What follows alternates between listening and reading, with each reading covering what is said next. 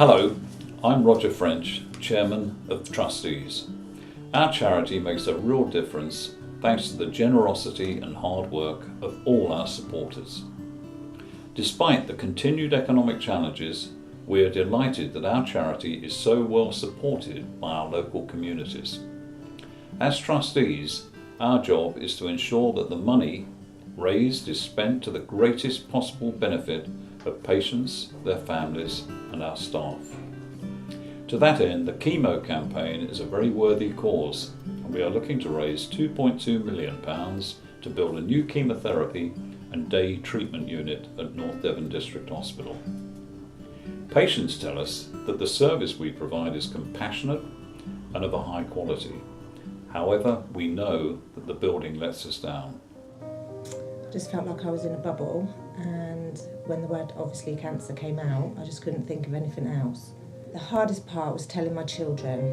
To tell you the truth, I was told it probably wasn't cancer to start with. Of course, I was on a high, and then when I went back after a few tests, and it was, yes, it was devastating because my daughter had been diagnosed with breast cancer a year previous. Firstly, I had symptoms that were ongoing for about 2 years, and unfortunately they were missed by my GP.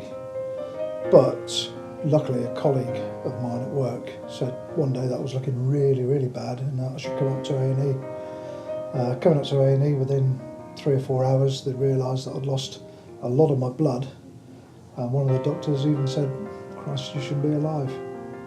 The thing about cancer is that in a lifetime risk, men have a 1 in 2 chance of getting cancer, so every other man has a risk of getting cancer, and in women it's 1 in 3, so it's incredibly prevalent.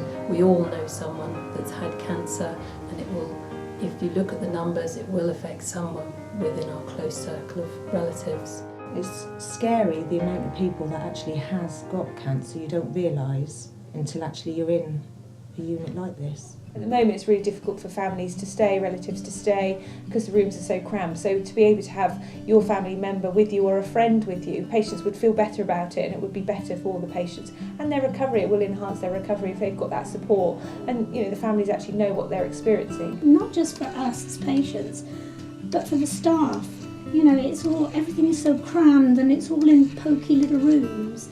And I know you can't have everything, but because you're here for a long time, it's not like an in and out sort of thing. You're here for hours on end, and you just need to feel a bit freer rather than looking at these 4 walls all the time.